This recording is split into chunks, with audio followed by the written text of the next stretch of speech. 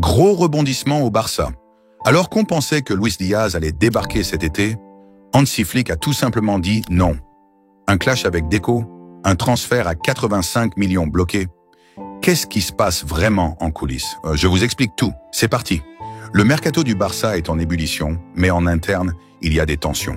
Depuis son arrivée, Hansi Flick veut imposer sa vision, et cette fois, il s'oppose directement à Deco et Laporta sur un dossier très chaud. Luis Diaz, l'ailier colombien de Liverpool, était la priorité de Deco. Un joueur technique, explosif, capable de faire des différences sur son côté. Bref, un profil qui aurait pu apporter beaucoup offensivement. Mais problème, Flick ne valide pas du tout cette piste. Selon lui, Diaz ne correspond pas à son projet de jeu. Il a donc mis son veto et refuse que le Barça investisse 85 millions sur ce transfert. Résultat, Deco et Laporta sont coincés. D'un côté, ils veulent attirer une star pour renforcer l'équipe. De l'autre, Flick veut avoir le dernier mot sur le mercato. Et autant vous dire qu'il ne compte pas lâcher. Alors, pourquoi Flick bloque ce transfert? Après tout, Luis Diaz est un ailier rapide, percutant, capable de créer du danger à tout moment. Mais pour Flick, ce n'est pas suffisant. L'Allemand veut un Barça plus direct, plus explosif, avec des joueurs capables de faire la différence sur les ailes et d'apporter de la vitesse en transition. Et selon lui, Luis Diaz ne correspond pas totalement à cette vision. Mais ce n'est pas tout. Il y a aussi la question du prix. 85 millions d'euros, c'est énorme pour un Barça qui n'a pas une grande marge de manœuvre financière. Flick préfère investir sur des joueurs moins chers, mais qui, selon lui, auront un impact plus immédiat sur l'équipe. Si Flick ne veut pas de Luis Diaz, alors qui veut-il à la place?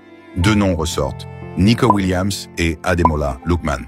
Nico Williams, c'est un ailier ultra rapide, très fort en 1 contre 1, et qui a déjà montré de belles choses avec l'Athletic Bilbao et la Roja.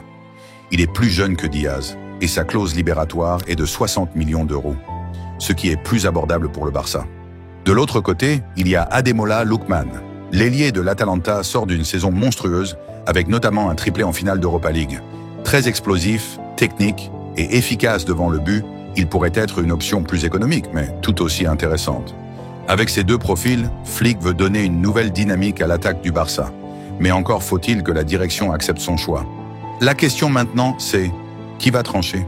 Flick va-t-il imposer son choix ou Deco et Laporta vont-ils forcer pour Luis Diaz? Ce dossier pourrait être le premier vrai test de l'influence de Flick sur le mercato. S'il réussit à bloquer Luis Diaz et à imposer Nico Williams ou Lookman, cela voudra dire qu'il a pris le contrôle total du projet sportif du Barça. Mais si la direction passe en force et recrute Luis Diaz malgré son veto, alors ça risque de créer des tensions dans les mois à venir. Le Barça doit vite prendre une décision, car la concurrence est là. Williams et Lookman sont convoités et Liverpool ne va pas attendre éternellement pour trancher sur l'avenir de Diaz. Alors qui va signer au Barça cet été? Flick va-t-il avoir le dernier mot? Et surtout, comment Deco et Laporta vont gérer cette situation explosive? Selon AS, la future prolongation de Lamine Yamal au FC Barcelone patine toujours autant.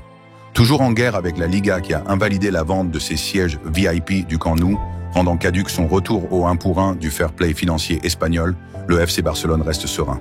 Alors que la bataille juridique fait rage concernant les inscriptions de Dani Olmo et Pau Victor, les dirigeants catalans assurent que les soucis avec l'instance sont temporaires et seront réglés dès que l'entreprise en charge de la construction du Camp Nou finira son œuvre.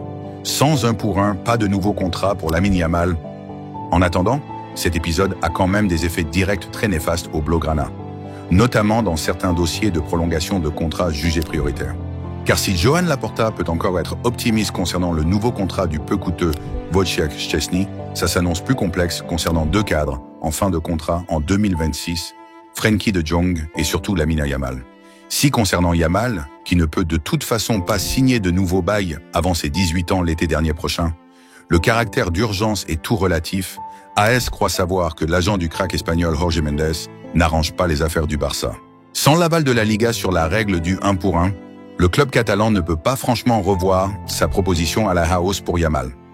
De son côté, le boss de la Gestifut commence lentement mais sûrement à mettre la pression à son ami Joan Laporta, indiquant avoir déjà reçu quelques propositions pour son poulain.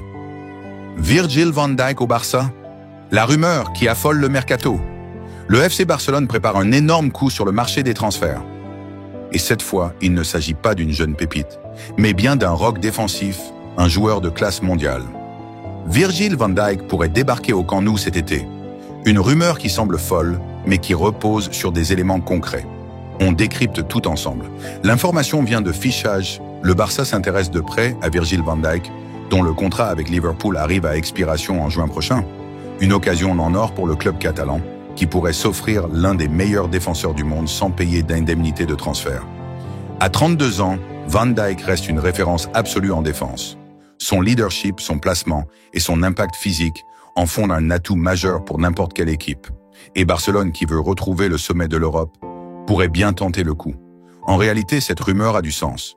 Le Barça pourrait perdre Ronald Araujo, dont la clause libératoire de 65 millions d'euros attire les géants européens. Si l'Uruguayan part, il faudra un patron en défense. Et qui de mieux que Van Dijk pour prendre le relais?